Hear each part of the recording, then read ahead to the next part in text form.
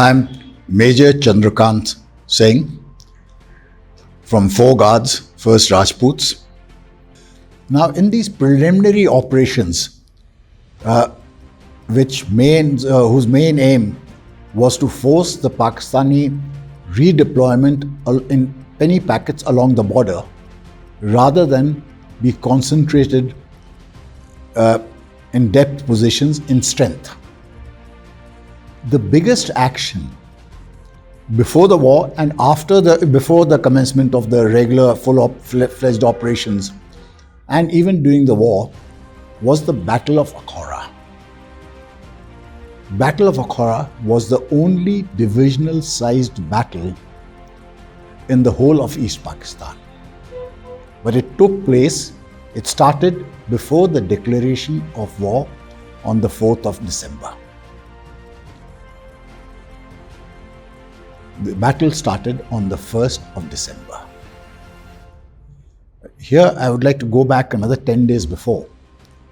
Sometime on the 20th of November 71, our divisional commander, General Gonzalez, assembled all the officers of the division, and we were told that we will be going across the border, capture Akhaura, and thereafter we will not return back to Agartala or to Tripura. We will turn south towards Comilla and Chittagong. That was the role of the division. So I think higher command was quite aware that open warfare or full-fledged war would start in a few days' time, not necessarily on the 4th of December as it actually happened. But they were quite clear that we were not coming back. We were here now till the end of the war. The plan of the attack on Akhaura was that 311 Brigade under command of Brigadier Mishra would capture Akhaura, and 73 Brigade under Brigadier Tulli would be in support. 311 Brigade's plan was that 18 Rajputs and 10 Bihar would attack Agartala town and the railway junction area from the south. And my battalion, 4 Guards, would infiltrate south from Akhaura, go through the river marshes on the river bank, and get behind Akhaura and put a block between Akhaura and Brahmanbaria, which was the divisional headquarters. The shortest route from Agartala to Akhaura was, of course, the eastern route from our airport in Agartala. But the Pakistanis had built a major defensive work there called a ditch cum band. They had a 20-foot high and a 20-foot band running from north to south, and a 20 feet wide ditch parallel to it, which was a formidable obstacle. And they had bunkers with reinforced iron and concrete bunkers with their machine gun placements. Similar manner, their artillery guns were also placed in more or less concrete, well-fortified positions. So Akhaura was a formidable defense. It had mainly about a battalion strength plus some paramilitary. So eventually I think they had something between 800 to 1,000 troops in Akhaura. For some reason, the Pakistanis did not visualize that we would get behind them and also attack them from the south.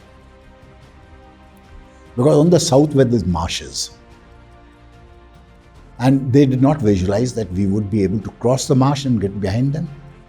Brigadier Saidullah admits that. And also from the south, they expected us to follow the conventional way of attacking frontally, which we did not do. But being a heavily fortified positions, this divisional attack was supported by the entire divisional artillery of medium guns, field mountain guns, and heavy mortars, medium mortars. So overall, I think there was something like 70 to 80 guns firing on Akhaura when the attack started on Akhaura, which is on the night of the 1st, 2nd December, when we were infiltrating through, and they fired on us with air-burst 105mm artillery shells. In the 71 war, in the eastern sector, the Americans had supplied the Pakistanis with an immense amount of these air-burst shells, which is an expensive ammunition. Most of the casualties suffered by our troops were from these air-burst shells. During the course of the night, when we were infiltrating through, one of our own company commanders, Major Vijay Uppal, got wounded severely, and about 30 or 40 men. They were doing blind fire. They did not know our exact location, but approximately they would search and fire. But at midnight, their firing stopped, because that was supposed to be the HR or whatever it's called, and our own artillery opened up. Rarely, we know sometimes if there's an artillery shell, a Diwali firecracker going up, a big cracker going up 50 feet away, it shakes us up. Can you imagine what 70 or 80 guns firing and the shells exploding simultaneously over a target? There's a sheet of flame. It's like as if the whole town had been set on fire. And the sound of the explosions is almost like as if it's a wall of sounds, solid. It shakes the earth. So we can visualize what would have been the plight of the Pakistanis on whom this shelling was taking place. Coming to my own role, my own battalion's role, we should have been in position behind the Pakistanis by about 6 o'clock in the morning. But for various reasons, our crossing the marsh took much longer, and we got behind them only by about 8 o'clock. Our movement would have been detected and we would have been caught in the open, but fortunately, there was heavy ground fog that day, and we were able to get into position behind the Pakistanis and dig down by 9 o'clock.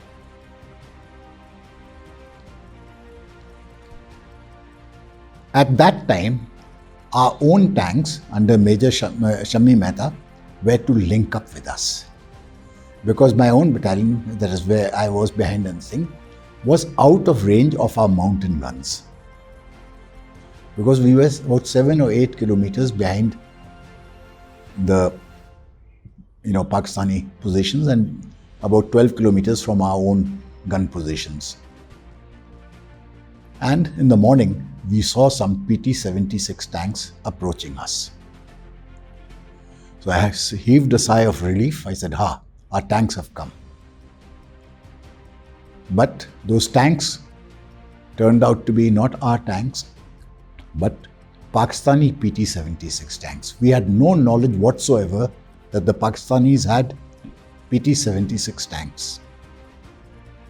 Later on, we came to know that these tanks had been captured from our army in 1965. 6 or 7 PT-6 tanks had been captured by the Pakistanis during the 65 war, and they had been given by the Pakistanis to Indonesia. The Indonesians transferred these tanks back for use of the Pakistan army in East Pakistan, because PT-76 is an amphibious tank. And East Pakistan or Bangladesh is not really a tank country, but the PT-76 tank is a very useful tank. These tanks attacked my platoon, which was on the railway station, astride the railway line on a bridge. Simultaneously, a train with a railway engine with 2 or 3 bogies came in and stopped midway between this platoon, cutting this platoon into 2 parts. this platoon of mine was written off. This counter-attack by the Pakistani force was led by the General Staff Officer of a colonel's rank, who was an armoured corps officer, who led the attack, and I lost this platoon. About 9 men killed, same number taken prisoner, and some wounded. For some reason, and I cannot fathom what the reason was, they did not follow up the attack on the rest of my company. Because at that time, I did not even have any anti-tank weapons. Because they were to come with our tanks and they got stuck in the marsh. They fired on the rest of my company, but then we had dug down and we were comparatively, I wouldn't say confident, but we felt that maybe if the Pakistani infantry tries to close in, we could tackle them. 3rd of December at 11 o'clock, the Pakistani launched a full-fledged attack on my company with 2 companies. Conventional thinking, in the Waterloo style, they came in a line formation through open paddy fields. We caught them on the flanks, and in a few minutes, the fight was over. They left behind 66 bodies, which we counted, and then after the 7th or 6th of December, the local villagers buried them. And we presume that an equal number would have been wounded. These 2 companies that attacked my company position were from the Frontier Force and Azad Kashmir. They formed the Reserve of Pakistan 14 Infantry Brigade. In that attack, the Pakistani division and the brigade was lost whatever reserves they had, and with the loss of reserves, they lost the ability to take any initiative or further action. They became reactive and could not be active ever again.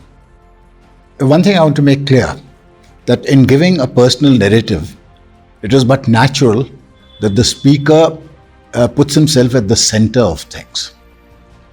In reality, all these actions and all activities are a joint and cooperative effort. Everybody puts in equally. It's not necessarily that the speaker is the only one. There were other people also involved in it. When this attack was going on my position on the 3rd of December, our own mortar fire, led by Mortar Platoon Commander Captain R.A.K. Menik, who was actually a Sikh LI officer attached to us for disciplinary purposes, but we didn't have a mortar officer, so he acted in that. The first rounds that he fired in our defense landed bang in the center of the attacking Pakistani forces. Thereafter, this was followed up by our own artillery. We were out of range of our mountain guns, but our 155mm medium guns of 40 medium regiment, they opened up very accurate fire. Some shells, of course, overshot and landed on my own position, and one of my platoon commanders, Captain Karmakar, that time Lieutenant Karmakar, got wounded. But those are things in war that happen. And that is how we were able to break the Pakistan attack and successfully hold on to our position.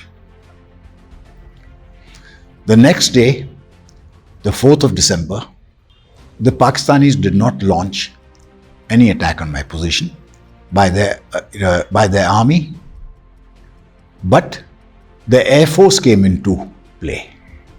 The capture of Akhaura on the 5th, as per our previous orders, was that we would turn south towards Kumela and Chittagong for our division. However, on the 5th evening, we received orders. When I say we, my battalion received orders to proceed, advance further westwards. When we received that orders to go to the banks of the Meghna river, we sort of suspected that maybe our plans are going to change. And that's exactly what happened. 7th, we did send out some patrols that went out. On the 8th morning, the brigade commander, Brigadier Mishra, came in a jeep with along with protection party, and my commanding officer, Colonel Himmat Singh. They took off to reconnoiter for a reconnaissance on the banks of the Meghna to look for suitable crossing places on the river, which was not really what we had been told beforehand, but we expected this sort of a thing to happen. It happens in war, plans change. When they were away, I get a telephone call. I was the next senior officer, though company commander. I was too junior to be a second in command, so I was commanding a company, but in the absence of the CO, I would stand in for him. The divisional commander, General Gonzalez, contacts me on the wireless radio set. We had worked out a system of code signs that instead of the conventional code signs in a fast-moving battle which we expected, he laid down that we would call each other by their pet names. So I get a call, Ben, that was his first name, and my pet name from the academy days, which was given to me by then Cadet Shergill, now General Shergill, Paunchy, because I always had a paunch. He says, Ben here for Paunchy. Paunchy, bring your battalion to Brahmanbaria. I said, sir, I will do that, but first I have to ask my commanding officer. Because in the army, irrespective of who's talking to you, there's a chain of command which you do not normally break. And I told him, I said, sir, my commanding officer, Himmat, he is out of range of our radio set. I cannot contact him. And so how do I move the battalion? He said, I will tell the divisional headquarters, then Colonel Grant, who was the GSO-1. He has a more powerful radio set to contact your brigade commander and battalion commander, but you come with your battalion to Brahmanbaria. This is on the 8th of December, round about 9 o'clock or 10 o'clock. At this time, or in fact the day before, Major Shammi Mehta, later General Shammi Mehta, his tanks had also joined us. So we were fortunate that we were partly mobile and not only on our feet. And each PT-76 tank could carry about 20 troops on its hull or its body. And so I moved with the battalion, some on foot, some on rickshaws, and my company and a few others mounted on Shammi Mehta's tanks to Brahmanbaria. And about 10:30, I met General Gonzalez at the bridge on the Pagla River, which the bridge had been demolished, south of Brahmanbaria, just adjacent to Brahmanbaria. In fact, it's inside Brahmanbaria. The general was there, and he said, cross the river and occupy Brahmanbaria. The Pakistanis have evacuated Brahmanbaria. Now, this is something great about some of our senior officers. Sagat was not the only one who would go behind enemy lines and be forward. Our own divisional commander and my own brigade commander, Brigadier Mishra, and the divisional commander, Ben Gonzalez, the first person to land in Brahmanbaria was the divisional commander himself. A very brave thing to do because Brahmanbaria was the divisional commander. But when he had flown over it, he realized that it had been evacuated by the Pakistanis. So those tanks could not cross at that time. Later on, he was able to get them across with some difficulty. and we occupied Brahmanbaria. When we occupied Brahmanbaria and searched their divisional headquarters, General Sagat also turned up in his helicopter. Now this is something that is so typical of the Pakistan Army.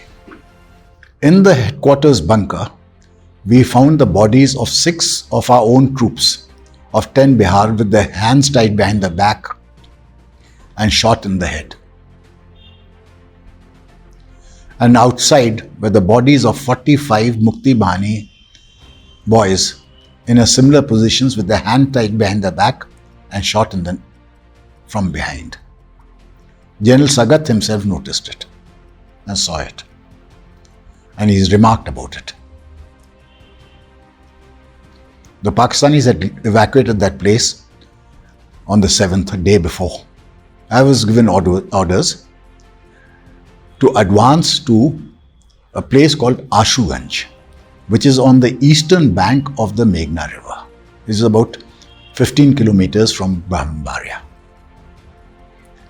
And that is the location of a bridge called the Coronation Bridge. That was in those days the only bridge on the Meghna River. It had been inaugurated sometime in, I think, 1936 or something, when King George VI was crowned. That's why it's called the Coronation Bridge. Our advance was on 2 axes of the battalion. We were fired upon by an anti-tank gun. Fortunately, the shell exploded about 20 feet away from the tank on the ground. No damage done. So Shami immediately ordered us to jump off the tank, and he charged the gun position and captured that anti-tank gun. I get an order from my commanding officer, Colonel Himmat, to bring the battalion back to Brahmanbaria. When I reached the stadium, General Sagat was there, my brigade commander, divisional commander was there, and so was my CO, Colonel Himmat Singh. Colonel Himmat Singh hands me a pile of maps. He says, distribute them to the companies and platoons. When I looked at the map, I saw they've covered an area west of the Meghna River right up to Dhaka. That's the first time I got a hint that maybe something big is happening and that we are required to cross the river. I asked my commanding officer, I said, sir, I hope the co-commander, General Sagat, I know he has great faith in us, but I hope he's not expecting us to swim across the river. General Himmat has mentioned this in his own account. He says, no, don't worry, we are getting helicopters. This is the first time I heard that we are getting helicopters. So our immediate task is, because each Mi-4 helicopter normally should carry about 9 to 10 troops. But fortunately in the stadium, there was some open space for the helicopters, Mi-4s, to taxi. That is, they could run up, build up speed and then take off. So we could carry about 13 or 14 troops and 6 or 7 of the local Bengali boys, not Mukti Bahani as such, but they were acting as porters who were carrying our extra ammunition, mortar bombs and other things. So each helicopter had almost about 18 to 20 men inside the helicopter. By about 3:45, the helicopters started landing. We were told, so we took that time 2 to 3 hours to make our loads as to who would go in number 1 helicopter, number 2 helicopter, number 3 helicopter. And by 4 o'clock we were ready. 4 helicopters landed simultaneously. And this helicopter, the squadron commander was Sqn Ldr Sandhu. The pilot of the first helicopter was then Flight Lieutenant Push Vaid. In the helicopter, first helicopter, already sitting in it was then Group Captain Chandan Singh, the station commander at Jorhat. So in the first helicopter was my CO, some of my men, myself and Sqn Ldr Sandhu. not Squadron Leader Sandhu, the pilot was Pushp Vaid, and then Group Captain Chandan Singh. 2 helicopters would take off simultaneously, followed by another 2. So each flight would consist of 4 helicopters.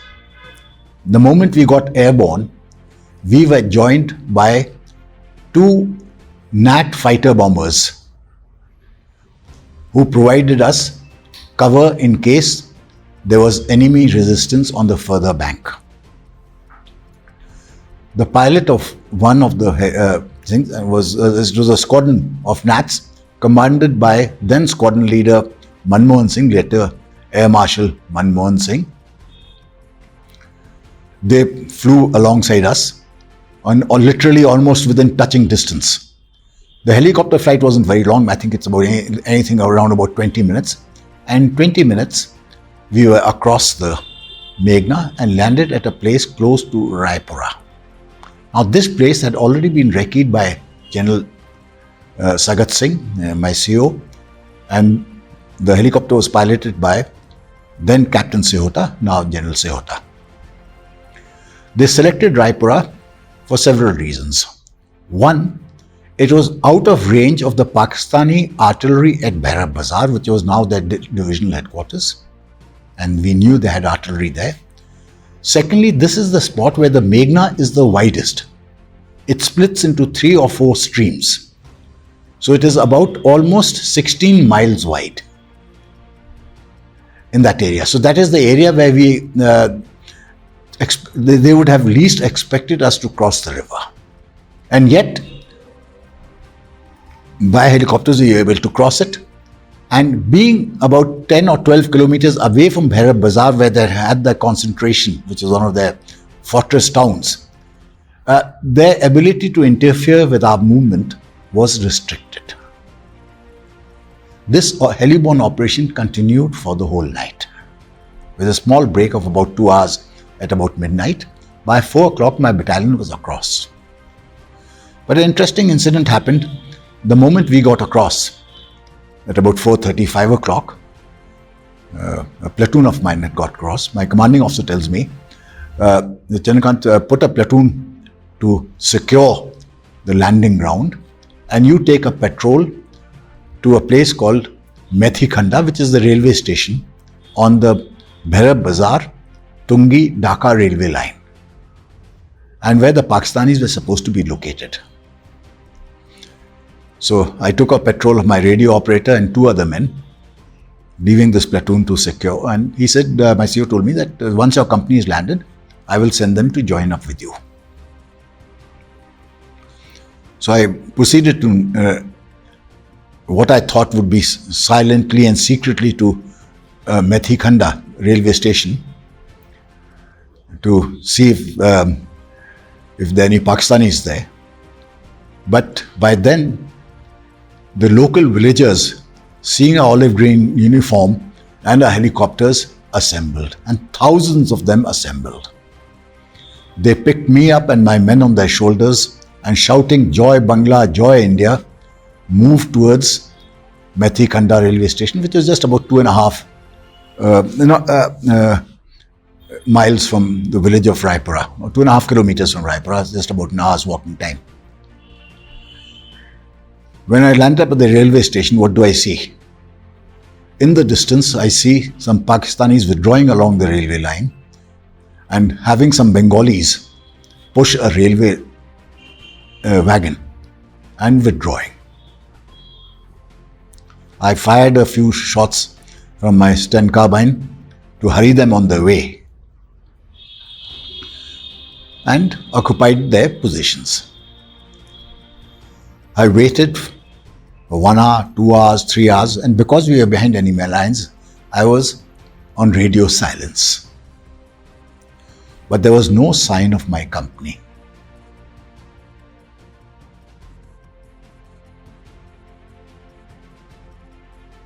I am Brigadier Onkar Singh Goraya. I will now narrate my version of the 1971 war. During the night of 7th, 8th December, the Pakistanis had vacated Brahmanbaria We were expecting a big fight at Brahmanbaria also, but they vacated and they just ran away towards Ashuganj. Now, on the 8th morning, we again started chasing them with 4 guards leading and 18 Rajput making an envelopment from the right side. By the evening, the 18 Rajput had contacted the bridge at Ashuganj, where they met with very stiff opposition from the Pakistanis, and that is where they suffered some heavy casualties. The 10th Bihar, which was following on a different route, also got involved in the melee. They also suffered some casualties. Now, during this phase, I must admit as a gunner that we failed to give them actually support. Reason that the Titas Canal, which was short of Brahmanbaria, was to be bridged by the engineers, and they could not do it because of some problems.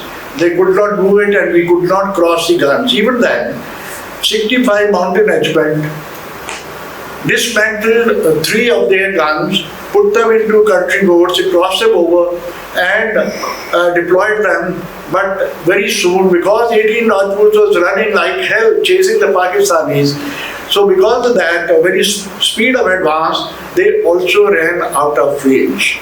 Now by the evening, rest of the 65 Mountain Regiment had built up. On the 8th evening, whole of my artillery brigade built up on west of the railway line from Brahmanbaria to Ashuganj. Night of 8th and 9th December, I got some intelligence report that a lot of Pakistanis were withdrawing from northeast from the Sylhet side, and they were coming into Bhaira Bazar. Now Bhaira Bazar is a town just across the Meghna. Over the Meghna, the bridge connecting Ashuganj and Bhaira Bazar had been destroyed by the enemy on the 9th morning. So that is why our 311 brigade could not cross over. Even then, they were being opposed from the opposite side, very heavy defenses of the enemy's 27th Brigade and 14th Division. Now, because of with the intelligence report that I got, I thought it was a good opportunity to create more, add to the chaos already prevalent inside Bhaira Bazar, which I visualized, because of more troops and forces and vehicles coming in and reorganizing the defenses and all that. I decided to fire into Bhaira Bazar with my 6 medium guns because they were within range. Now, that type of fire which I applied is called a harassing fire. You pick up a target on the map and you give a timed program to the guns to fire a few rounds at odd times throughout the night so as not to allow any rest to the enemy and cause them casualties. Now this is the first opportunity and a very rare one for a brigade major, for an artillery brigade to carry out harassing fire. Now I may go back and tell you why Meghna had to be crossed with helicopters. This is where the famous heli lift across Meghna begins. It began on the evening of 9th. General Sangat, our co-commander, decided that it is futile to attack the enemy which is sitting in very well defended western bank of Meghna.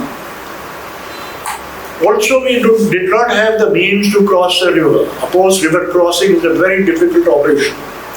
So he decided to jump the river, not by boats and by crossing frontally, but by helicopters. That is called vertical envelopment. We had about 10 airworthy helicopters in 110 helicopter unit commanded by Sqn Ldr Sandhu. Now these helicopters were put to job from the evening of 9th December. First, a company of 4 guards were lifted to a place called Raipura, well across the Meghna River and southwest of Brahmanbaria, well away from the enemy's reach. They were during the night of 9th and 10th, the rest of the battalion was built up. Meanwhile, the gunners were not resting. We also collected at Brahmanbaria in the stadium area. There's a huge stadium. That is where our regiments, mounted regiments, are pulled back. And we were also told that you will be lifted the next day. Actually, our turn came to be lifted by helicopters on the 12th of December. First to go was 65 mountain regiment. Now they broke down the guns. You cannot, it is impossible to load a full gun, a proper gun inside a B-4 helicopter. You can see the boys, the guns in the dismantled condition. They were loaded inside the helicopters with sufficient ammunition to be able to fire for a few minutes. When General Sagat decided to jump the Meghna River with helicopters, he also thought it was very important to block the enemy at Brahmanbaria. So he ordered one of the battalions, 19th Punjab, to cross the river, went to the southwest. The river in that area was flowing in 2 channels. Both the channels were crossed in country boats, which were available in plentiful. And the locals were available. They were volunteered to help the Indian Army. So this battalion crossed over and established a solid block southwest of Brahmanbaria out of the firing range of the enemy. The men hurriedly removed the guns, assembled them, and with the help of a number of local Bengalis, they were pushed through the fields onto the road and deployed in the gun areas wherever required, along with the ammunition. Now, a point here, a large number of Bengalis were there to help. It was like a village mela. They were all ready to, they were very grateful to the Indian Army and they were ready to help, and they carried all the loads and pushed the guns through the field, through the culture, because we had no vehicles. We had gone by helicopters, there were no vehicles. Now, what happened when I landed there, as I was walking towards the road, I saw a man running through the field, and he came and dropped at my feet, begging me in Punjabi. He says, "Sardar ji, tusi maar do, Bangaliyan to bachayo." Oh, I was taken aback, somebody speaking Punjabi, and begging me, he says, "Please save my life." When I asked him who he was, he says, "My name is Ramzan and I am from Lahore, I am a Punjabi. And these Bengalis are after my blood. They will tear me to pieces if you allow them.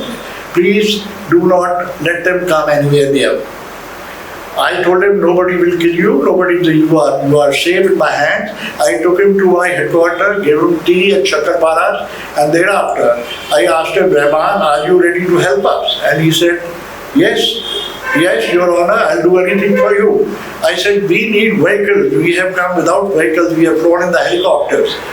Now, we cannot move our loads, our ammunition, and many other loads without vehicles. Can you help us?" He said, "Yes, sir. I am working in a jute factory nearby, and I've got a huge tractor over there. I drive that, and a trolley. I can make that available to you." I sat in a cycle rickshaw with Rahman and went to his factory, and from there we hooked up his tractor. He filled up the diesel from an underground sump using his buckets, and the tractor luckily started. He hooked up the trolley also, and I told him, I asked him, "What does your factory manufacture?" And he said, "Burlap sacks, Borian." So I said, "Pick up as many as you can, put them on the trolley." And we brought those sacks and gave them to the regiments, 2 regiments, to carry the ammunition. Because when we started from Brahmanbaria, we discarded the steel boxes which contain the ammunition, the rounds, to reduce the load. Now they could use these burlap sacks to carry that ammunition.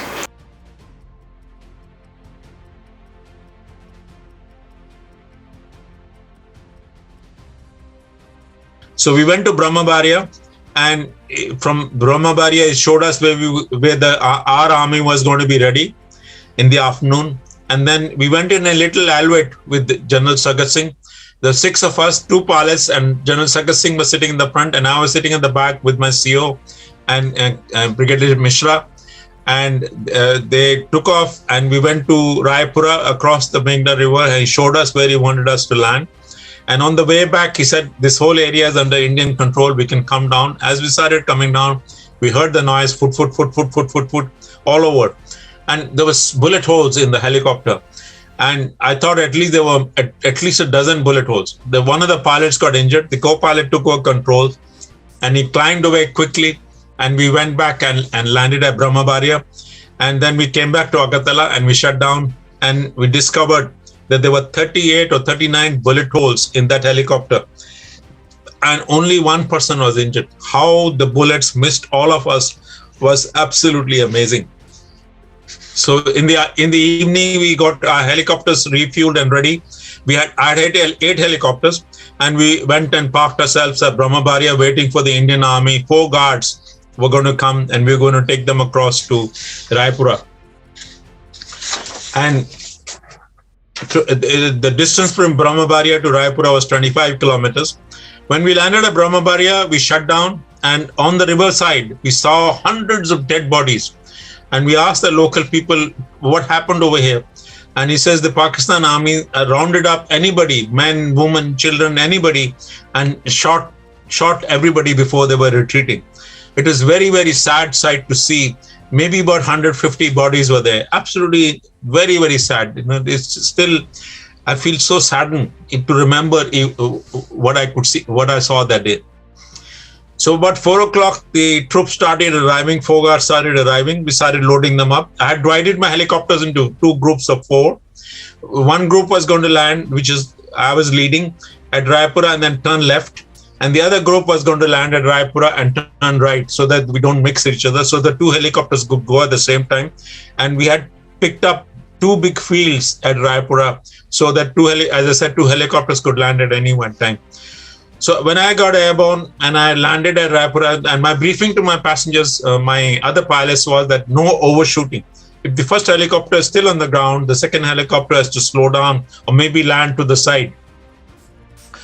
As soon as I landed, I dropped all my soldiers, and Major Chanderkant was one of the guys who had dropped, and he's quite a popular. He also got a VRC during the operation, and Captain Chandan Singh had come along with us as well just to see how the operation goes. And we had dropped the FSC, the forward air controller with the Air Force. We had dropped him as well so that he can coordinate between the Army and the Air Force. And as soon as I was going to lift off and I was going to pull the collector to get airborne, my instinct told me to wait. And I waited for about 30 seconds. And true enough, the second helicopter had overshot, and he went right on top of me. If I had pulled up, I would have probably gone into him, and we would have written off 2 helicopters. So anyway, I overshot, and he overshot and went away. And then I came back to base, and then the whole of night we were operating. And then we had to go back to Agartala, refuel, and come back to Brahmanbaria. And again, we continued our flights. And then 3 o'clock in the morning, one of the helicopters came up and said, "Sir, I got no passengers." That's another one said, "Sir, I got no passengers." Third one said, "I got no passengers." Fourth one said, "I got no passengers." So I said, "Guys, let's shut down. We'll have a little break, and I'll find out what's going on." And then there was one lieutenant colonel who was in charge of loading up the helicopters. I went and had a chat with him, and he said, "Sir, I want all the helicopters for myself. I don't want to split my army into 2 different groups and da. So I had a little chat with him, and I said, "Sir, we're going to come back in 5 minutes, 10 minutes at the most. So what is the big? I can't be sending empty helicopters just because you don't want to load them up." So he realized what I was telling him. Then he started loading up, and then of course the whole night we were flying, and the next day we were flying. And we continued flying throughout the night, and then the following day, the 10th. And by the time the 10th evening, 11th morning came, we had finished all the troop movement to Raipura. We had done more than 100 flights. We had dropped more than 1,000, nearly 1,000 people at Raipura. And the soldiers we had dropped at Raipura, they were given instructions that they had to go to Narsingdi. And so they were running across to Narsingdi. The opposition, the Pakistan army, was at Barab Bazaar, which is near Asuganj, which is about 13-14 kilometers away. And they were guarding that area. So they didn't bother coming anywhere near the Raipura. So we had a free hand of dropping people, and our army had no opposition. And of course, the locals were helping us, so whatever means they had, they were helping our army to move on to Narsingdi. The next operation after that was from Brahmanbaria to Narsingdi. Saqn Singh again got so impressed that within a day and a half, we had dropped nearly 1,000 people at Raipura. So we refueled, we came back to Brahmanbaria, and the whole day we were flying on the 10th and 11th and 9th, 10th. We did Raipura, and then 11th and 12th and 13th, we did the Narsingdi. To Raipura, we did 1,286 and load of 12,000 kilograms, which is absolutely incredible. So the 11th and the 13th, I had 10 helicopters by now. And we started crossing to Narsingdi. We did 160 sorties, 1,570 soldiers, and nearly 100 tons, 100,000 kilograms of load we dropped at Narsingdi. It was very, very impressive and very, very fast. And wherever we landed, wherever we were there, we saw a lot of arms and ammunition lying around. So a lot of my youngsters were picking up grenades and tucking them into their belt. It dawned on me that is very, very dangerous, and any of the grenade, the pin might come out and everybody get blown out. So I told everybody, guys, you please hand over the grenades to the Indian Army. And if you want to pick up mementos, there's no problem. As arms and arms have no problem. You can pick up, but not grenades sticking in your belt. So anyway, we carried on to Narsingdi, and as I said, we dropped 10 Bihars and 18 Jats, 18 Rajputs, and a balance of the 3 and 11 brigade plus an artillery regiment we dropped at Narsingdi.